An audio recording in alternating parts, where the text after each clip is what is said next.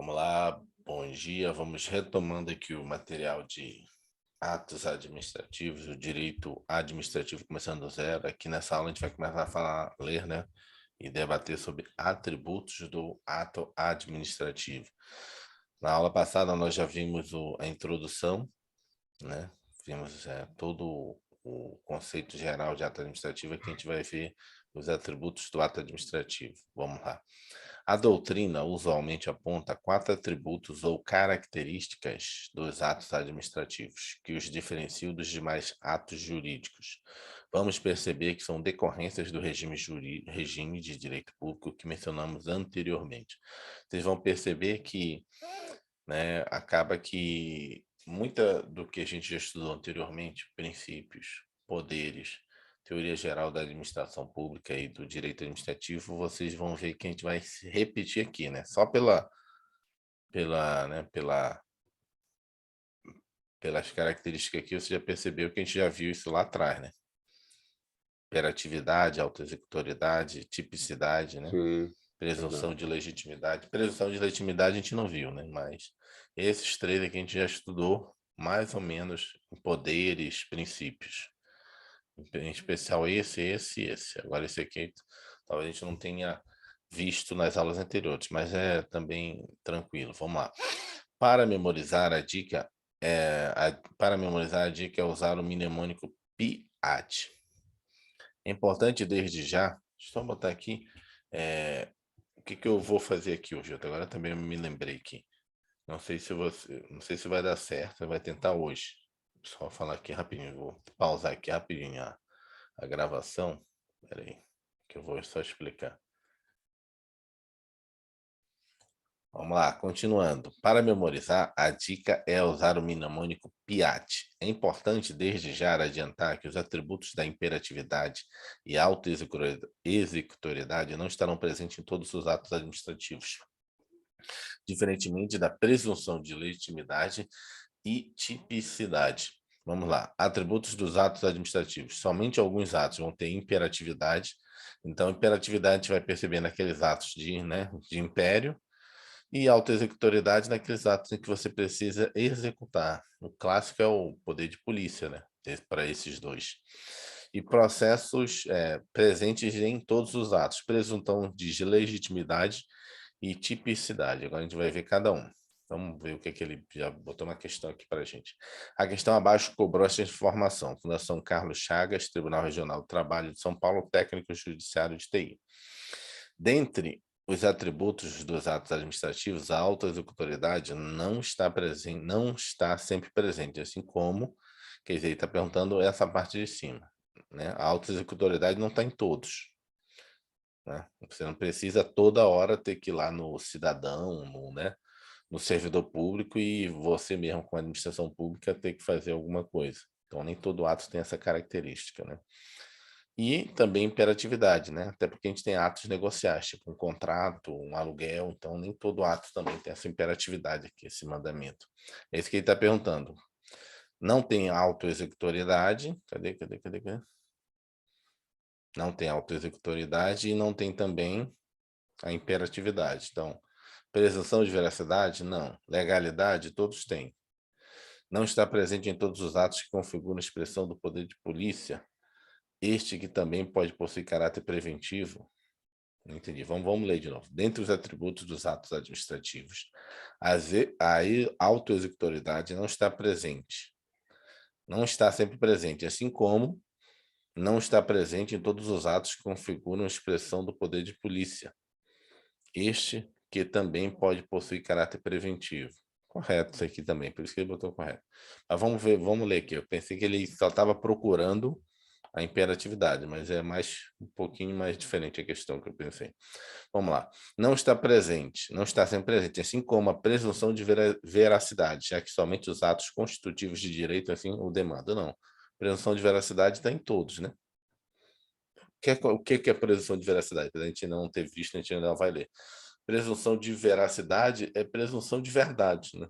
O fato de, por exemplo, um órgão público emitir uma portaria, emitir uma resolução, presunção de que essa portaria seja, né, tenha veracidade. Você não vai questionar, será que é verdade essa portaria? Será que é mentira? Foi publicado no Diário Oficial da União, então tem essa presunção. Então, todos os atos são publicados de presunção. Assim como legalidade não está presente nos decretos autônomos, porque não depende da existência de norma prévia à regulamentação. Legalidade é o sentido amplo, né? Então, não se aplica. Os decretos autônomos são aqueles decretos que o presidente da República ele pode fazer baseado para extinção de cargos públicos quando vago ou funcionamento da administração pública. Apesar dessa parte aqui, né, ele não depende de existência de norma prévia à regulamentação, porque na realidade são direto da Constituição, mas isso não significa que não tem legalidade, pelo contrário, a legalidade deles.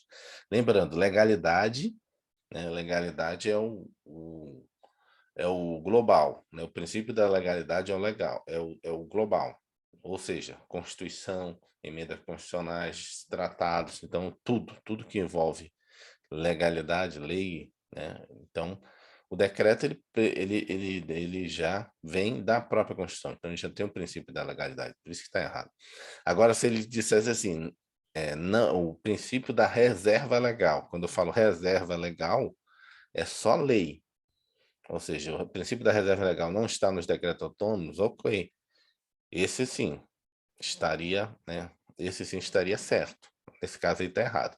Esse sim estaria certo por quê? Porque realmente não tem uma lei em sentido específico.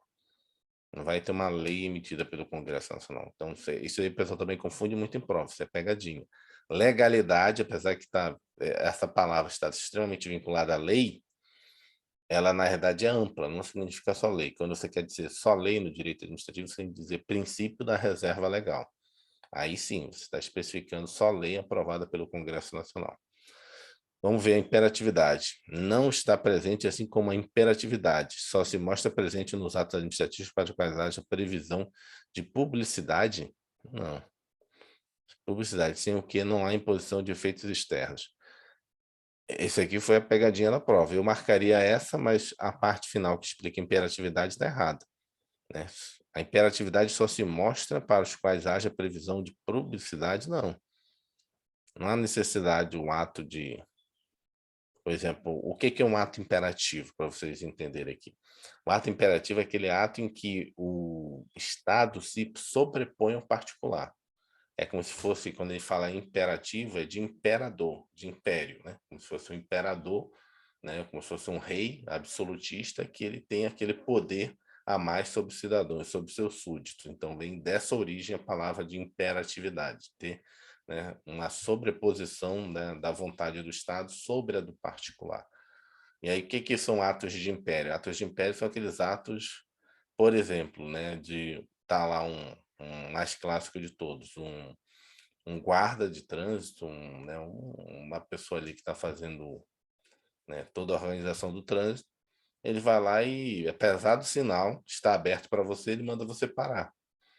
Não sei se alguém já passou por uma situação dessa. Por quê? Porque naquele momento ele representa o Estado, naquele momento ele dá as ordens de império, o que você pode ou não ir, ou seja, ele está dizendo não vá. Ou seja, o seu direito de ir e vir está sendo ali tolhido momentaneamente, mesmo você tendo o direito de ir porque o sinal está aberto. E aí, de repente, vai passar uma comitiva de algum chefe de Estado, ou do próprio presidente da República, ele fechou ali o sinal com a moto e tomou um ato de império de te proibir de passar ali naquela via, né? Não adianta buzinar, não adianta fazer nada, porque ele está tendo um ato de império, o poder da administração pública. Então, ato de império são aqueles... Fiscalização também, pode falar. Fiscalização, tá fiscalizando mesmo e mandou parar, né? Aquela coisa de discricionalidade, né? Uhum. Chegar e escolher mesmo. Então, o ato de império são aqueles atos em que você sobrepõe. Porque você pode dizer, pô, mas peraí, o sinal está aberto. Porque a moto parou aí e não deixa eu passar no sinal verde. Por quê? Porque ali, nesse momento, você até respeita, né? Você percebeu ali que, né, aquele giroscópio da moto está girando, você sabe que está fechando ali para passar. Às vezes pode ser com... Já peguei, às vezes, eu moro aqui na saída, aqui na Octogonal, aqui na saída tem o complexo da Polícia Civil. Às vezes está saindo aqueles carros da Polícia Civil, não sei, de repente está com algum detento, algum preso, né? Então eles fecham tudo ali, as saídas, né, do sudoeste do Cruzeiro, e aqui da Octogonal, para passar aquele comboio de carros ali de camburão, né, fechado. Então, não sei se tem ou não presos lá dentro, né, alguma segurança ali para não tumultuar, para de repente o carro tá saindo e entrar no meio do comboio, entendeu? E depois fica mais complicado, pode ser realmente algum tipo de resgate. Então, tem esse ato de império. O erro aqui da letra D, para mim, do item D, é justamente que não há necessidade de ter essa previsão de publicidade, né? Vai publicar antes que o cara vai fechar o sinal? Não, né? Não há que se falar em ilegalidade quando dá atuação discricionária de polícia por parte da administração pública, considerando que a previsão em lei é prescindível? Não, né? A previsão em lei sempre é imprescindível aqui, ó. Não há que se falar em legalidade quando da atuação discricionária de polícia por parte da administração pública, considerando que a previsão é imprescindível.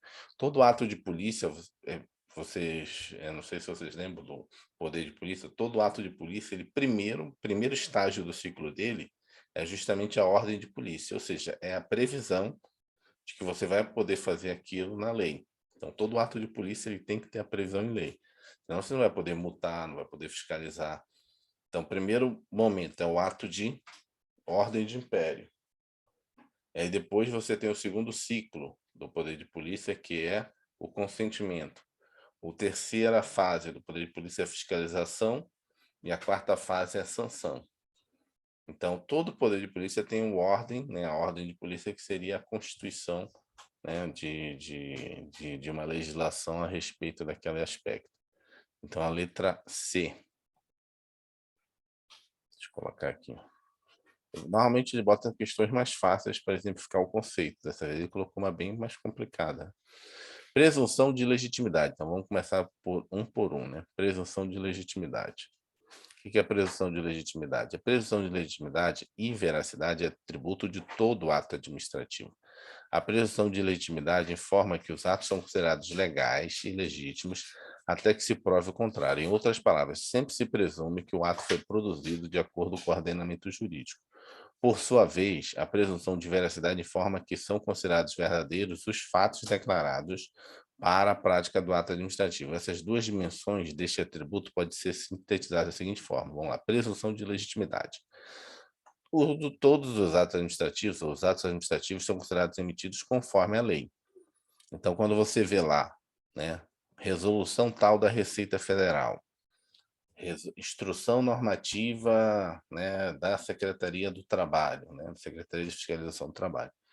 Você como cidadão, você como dono de uma empresa que vai ser submetida àquela resolução da Receita Federal em relação aos tributos, aquela instrução da Secretaria de Fiscalização do Trabalho em relação ao fiscal do trabalho na sua empresa, você presume que as instruções, aquelas resoluções ali foram feitas o quê? Baseadas na lei. Então você já vai, né, provavelmente falar com o seu advogado, com o seu contador, e dizer, olha, isso aí é uma resolução nova e tal, né, da Receita Federal, uma instrução da Secretaria do Trabalho sobre carteira assinada, né? Você não vai questionar, será que isso aqui está previsto? Eu estou falando assim no sentido amplo, no sentido assim do bom senso, mas logicamente, né, eu trabalhei nessa área lá no Ministério da Economia, os empresários, né, as associações de empresários de pequena empresa, ao contrário, vem lá, cara, isso aqui está errado, né?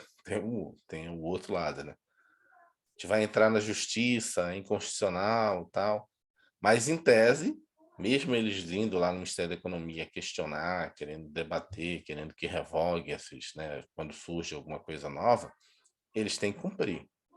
Provavelmente, se eles não cumprirem, vão estar, né, em situações em que podem ser multados, em situações que vão ter que pagar depois juros, né, se for questão tributária, mora, multa também. E se for caso de fiscalização do trabalho, se começar a descumprir, o fiscal do trabalho aparecer lá e verificar o fato, vai levar uma multa. Mas, em tese, eles têm que cumprir, né? Aqueles que não quiserem cumprir, provavelmente vão ter que ir na justiça, alegar alguma coisa e solicitar uma liminar. Princípio da veracidade, presunção da veracidade. São considerados verdadeiros os fatos alegados pela administração pública para a prática dos atos administrativos. Então, essa presunção de veracidade são aqueles atos em que você precisa de uma fundamentação fática, né? Além da fundamentação jurídica. Então, você faz lá o ato baseado no Cidadão faltou mais de 30 dias, abandono de cargo. Então, você presume que o fato está correto. A pessoa está sendo demitida, né? Está sendo exonerada ali porque faltou mais de 30 dias.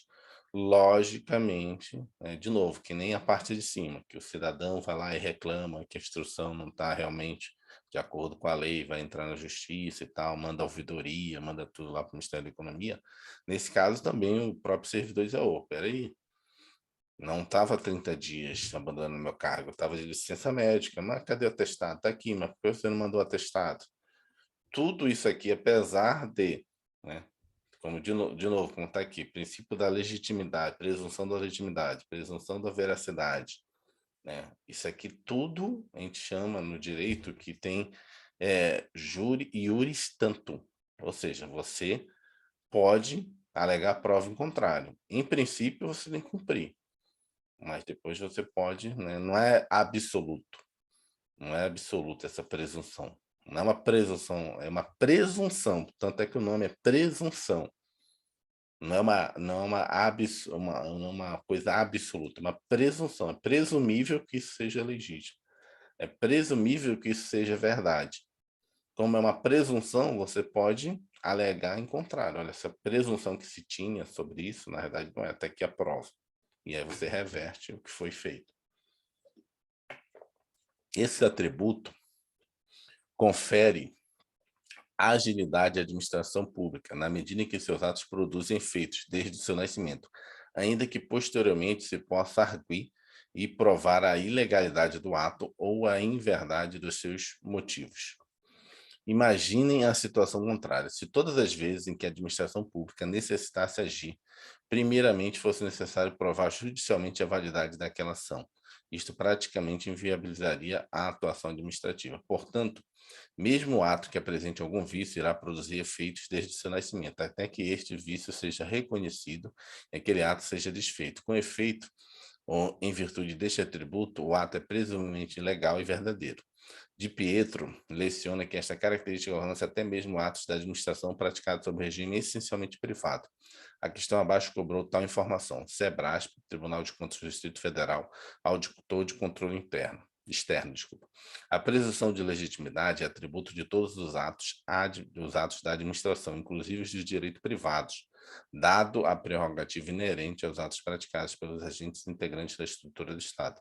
Então, para Maria Silva Zanella de Pietro, até os atos que não têm, né, aquela força de ato administrativo, que no âmbito do regime jurídico administrativo, eles têm essa presunção de legitimidade e veracidade.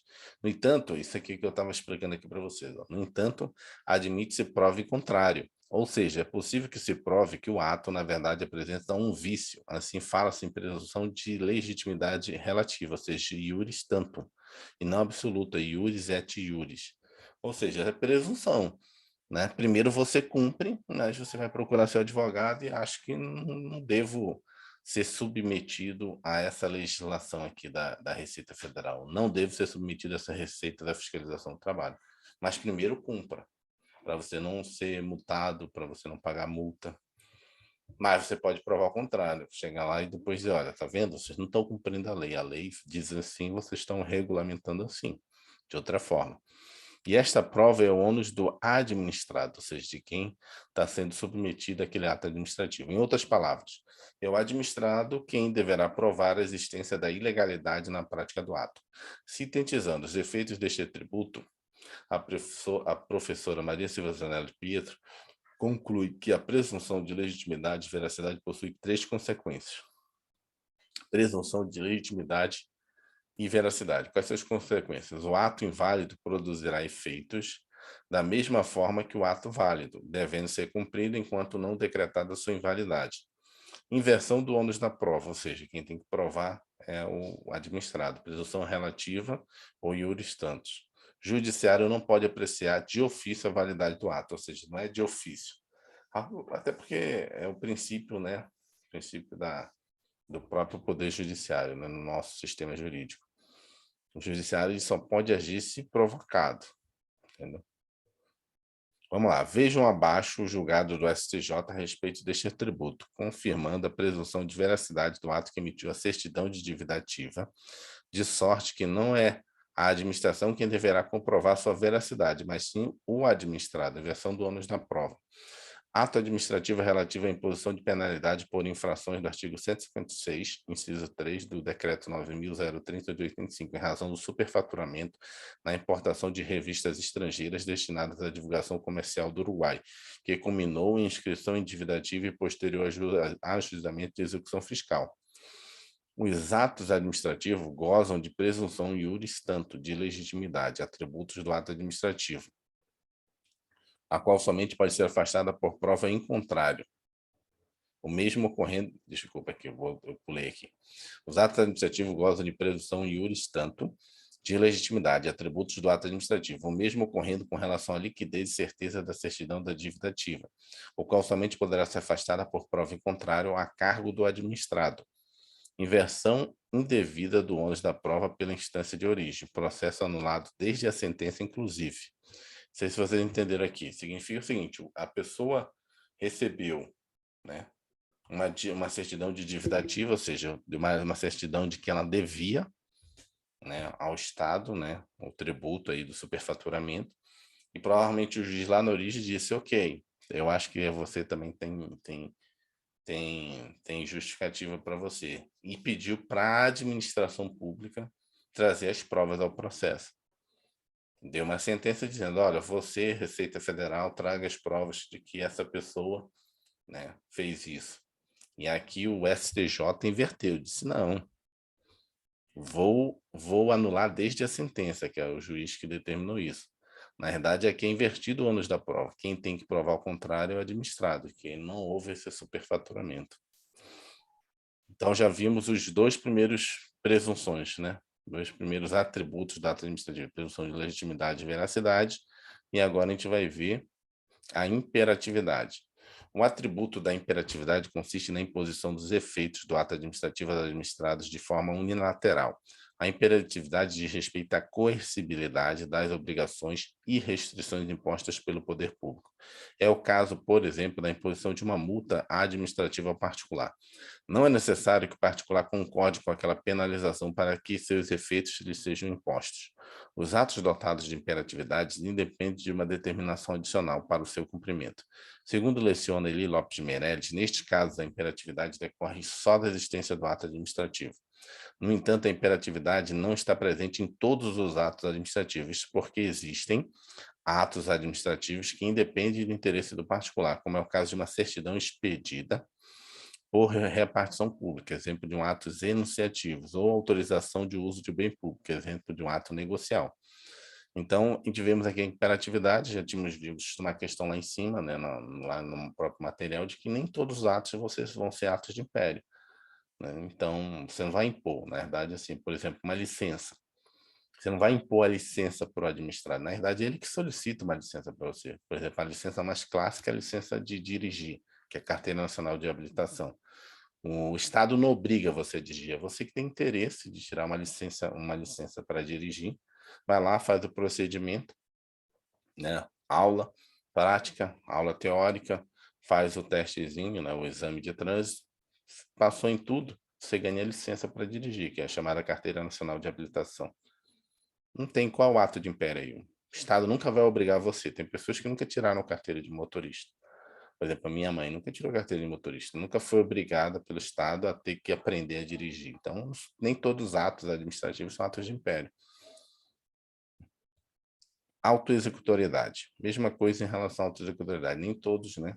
Nem todos os atos administrativos vão ter autoexecutoriedade. A autoexecutoriedade consiste na desnecessidade de submeter ao Poder Judiciário os atos administrativos previamente à sua execução. Em outras palavras, em virtude da autoexecutoriedade, a administração pública poderá impor aos particulares diretamente o conteúdo do ato administrativo, sem necessidade de prévia autorização judicial. Resgatando o exemplo que demos em outras aulas, no curso de uma fiscalização trabalhista, o Ministério do Trabalho identifica a necessidade de interditar o estabelecimento. Assim, os agentes do Ministério detêm poderes para determinar diretamente o fechamento temporário do estabelecimento, sem ter que recorrer ao judiciário. O administrado é que, caso se sinta prejudicado, poderá acionar o judiciário para realizar o controle de ilegalidade daquele ato administrativo. Mas, como vimos, nem todo ato administrativo é autoexecutório. O exemplo clássico é a cobrança de multas, né? Imagine que você recebeu uma multa de trânsito e decidiu não pagá-la. Para que aquele valor seja cobrado de modo forçado e retirado do seu patrimônio, a administração deverá adicionar o judiciário, por meio de uma ação judicial de execução. Assim, a multa é um exemplo de ato revestido de coercibilidade, né, imperatividade, mas não é autoexecutável. Segundo a professora Maria Silva Zanella de Pietro, o ato administrativo será autoexecutório quando houver urgência. Então, caso a medida não seja adotada de imediato, maiores, né, poderão ser os prejuízos ao interesse público, exemplo, demolição de um prédio que ameaça ruir, ou a internação de pessoa com doença contagiosa. Expressa a previsão legal. Em algumas situações, a lei autoriza expressamente que a atuação administrativa seja autoexecutória. Exemplo, apreensão de mercadorias, fechamento de casas noturnas, retenção da caução em contrato administrativo. Então, o que a gente está vendo aqui? Autoexecutoriedade não vão estar presentes em todos os atos. Para Maria Silva Zanella de Pietro, para que você possa exercer a autoexecutoriedade, você precisa de duas características, a urgência e a previsão legal. A urgência de que o dano, né, a urgência em qual sentido? A urgência de que, se você não fizer naquele momento, né, essa autoexecutoriedade, o dano no futuro vai ser maior, né, para a administração pública do que se você deixar. Não é que é urgência para você, servidor, é urgência no prejuízo, do prejuízo que vai ter para o interesse público. Então, tem que ter cuidado só com isso. Verificamos aqui também que a maioria dos atos administrativos, né, em grande parte, você até pode fazer autoexecutoriedade, mas tem que ter previsão em lei. Tem que ter, tipo assim, encontrei uma situação fática. Posso fechar o estabelecimento? Posso. Mas você tem que olhar se tem entre as medidas, né, encontradas naquela situação fática, tem a possibilidade de fechar o estabelecimento. Se não tiver, você está cometendo uma ilegalidade, né? Tem muito isso também na área de fiscalização de trânsito. Tem medidas, e aí depois você consegue reverter na justiça. Tem medidas lá na fiscalização de trânsito. Encontrou a pessoa em determinada situação. Qual é o procedimento? Pedir para a pessoa ficar ali no cantinho, mandar ela buscar uma pessoa que tenha uma carteira, né, uma licença válida, a Carteira Nacional de Habilitação, né, se ela está bêbada, se essa coisa, ou rebocar o carro dele. Tem gente que vai na justiça e depois mostra que o reboque não foi devido. Na situação dela, na verdade, ela tinha que ficar ali esperando chegar alguém para levar um carro dela, familiar, alguém nesse sentido, um conhecido, mas ela não poderia dirigir. É diferente da pessoa que está bêbada, né? Que está alcoolizada ali, e aí você pode rebocar. Tem várias situações, mas isso, lógico, o cidadão comum não sabe isso, né? Vai ter que pegar o Código de Trânsito Brasileiro, vai ter que ler na hora, mas depois você pode reverter na justiça. Então, por quê? Porque tem que ter expressa previsão legal, né? Qualquer situação que a pessoa pode rebocar o seu carro. Tem que ter a primeira opção. E levar em consideração a urgência, né? Vamos ver uma questão aqui. A questão abaixo cobrou a possibilidade de surgimento da autoexecutoriedade em um ato administrativo. Vamos lá. Fundação Carlos Chagas, Defensoria Pública do Amazonas, assistente técnico de defensoria. O atributo do ato administrativo que depende de expressa previsão legal ou se justifica diante de necessidade e urgência denomina-se, acabamos de ver, né? Cadê? Autoexecutoriedade, né? Que é o conceito de Maria Silva Zanella de Pietro. Precisa ter urgência e previsão legal. Então, o atributo do ato administrativo que depende do quê? Previsão legal ou se justifica diante de urgência. É o quê? A autoexecutoriedade, né?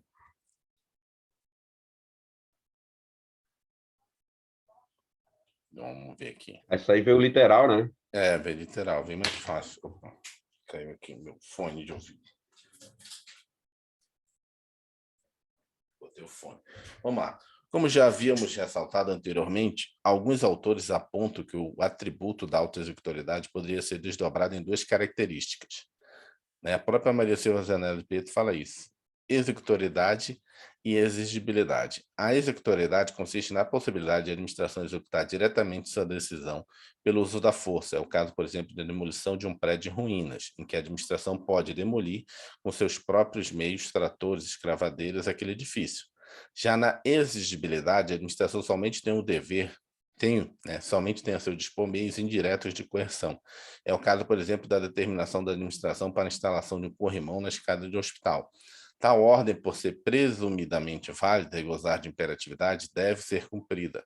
No entanto, quando se fala em mecanismos de exigir seu cumprimento, repare que a administração não poderia ela própria instalar tal escada, meio direto de execução. Neste caso, ela estaria limitada a utilizar os meios indiretos de coerção, como a aplicação de uma multa pelo descumprimento da ordem. Então, em síntese, a executoriedade, a autoexecutoriedade para alguns autores, inclusive a Maria Silva Zanella de Preto pensa assim: primeiro você tem a executoriedade, que é a administração usar os meios diretos, ela mesma fazer, ou a exigibilidade, que é usar os meios indiretos de coerção. Antes de encerrar esse tópico, é importante frisar que a autoexecutoriedade, quando estiver presente, não torna o ato imune ao controle judicial, tá? O tributo apenas dispensa o controle prévio por parte do Poder Judiciário. Assim, após a prática do ato executório, como a interdição de estabelecimento, por exemplo, é possível que o particular provoque o Poder Judiciário e dê início ao controle da legalidade daquele ato. Tipicidade. Vamos finalizar aqui a tipicidade. E aí depois a gente dá uma parada, aquela parada que eu falei para finalizar um vídeo e começar outro. Tipicidade. Parte da doutrina enquadra ainda como atributo dos atos a tipicidade. Para esta parcela, a tipicidade estaria presente em todos os atos administrativos. Segundo Maria Silva Zanella de Pietra, a tipicidade consiste no atributo pelo qual o ato administrativo deve corresponder às figuras definidas previamente pela lei. Assim, a tipicidade impede a prática de atos inominados ou não tipificados em lei. Diferentemente, é o caso do particular, para o qual vale a autonomia da vontade, a qual permite praticar atos que não estejam previamente previstos em lei. Nesse sentido, a autora menciona duas consequências da tipicidade. Representa uma garantia para o de administrado, pois impede que a administração pratique atos dotados de imperatividade e autoexecutoriedade, vinculando unilateralmente o particular. Afasta a possibilidade de ser praticado ato totalmente discricionário, pois a lei, ao prever o ato, já define os limites em que a discricionariedade poderá ser exercida. Para encerrar, a mesma autora registra que a tipicidade só existe com relação aos atos unilaterais, pois em relação aos contratos, em razão da bilateralidade, é possível que as partes celebrem um contrato inominado, não tipificado, desde que alinhado ao interesse público e ao particular. Sintetizando os 4 atributos que acabamos de estudar. Então, a tipicidade é o quê? É o que a gente estudou lá na primeira aula. O administrador público só cabe fazer aquilo que está previsto em lei. A tipicidade é aquele ato, é como se fosse o princípio da legalidade, tem que estar previsto. Ou seja, aquele ato tem que ter o quê? Isso aqui é uma portaria. Isso aqui é uma resolução. Essa resolução tem que ser assim, assim, assim. Ou seja, ao mesmo tempo que parece ser uma coisa muito engessada, na verdade é uma garantia para o administrado que a administração pública não vai fazer, vamos dizer assim, coisas fora do que está previsto em lei. A Arbitrariedade. arbitrariedade, por isso que ele fala, na verdade é uma garantia para o administrado, que a pessoa não vai fazer, não, agora eu vou fazer uma portaria proibindo isso, isso, isso, isso. Sim, mas onde é que está previsto a tipicidade desse ato? Onde está dizendo que você pode emitir essa portaria proibindo de ser feito determinadas situações? E aí você tem como ir no judiciário e fazer a reversão desse ato, a anulação dele. Sintetizando os 4 atributos que acabamos de estudar. PIAT, presunção de legitimidade, deixa eu botar aqui que dá para ler tudo. Presunção de legitimidade e veracidade. É presunção relativa, porque você pode depois reverter com provas. A administrada é quem deverá provar a ilegalidade do ato. Imperatividade. O ato é imposto ao particular independentemente de sua vontade. É coercitividade. Autoexecutoriedade. É a desnecessidade de submissão prévia ao judiciário. Urgência ou expressa previsão legal. Existe 2 subtópicos dele. Executoriedade, você vai lá e executa por meios diretos. Exigibilidade você usa por meios indiretos. A tipicidade. O ato deve estar tipificado, ou seja, tem que estar previsto na lei, com nome, assim, tipificado, quando ele fala nominado, Para esse caso é instrução, para esse caso é portaria, para esse caso é Eita. resolução, Tá. para esse caso é decreto. Tipicidade é o nome. Por isso que ele fala nominado, né? Tem que estar nominado lá o ato. E esses dois aqui, o imperatividade e a executoriedade, nem sempre presente em todos os atos, né? E aqui a gente vai entrar nas classificações. Vou dar só uma parada nesse vídeo e vou começar uma outra gravação. Vamos ver se vai dar certo, né? Não sei se a gente vai perder essa gravação.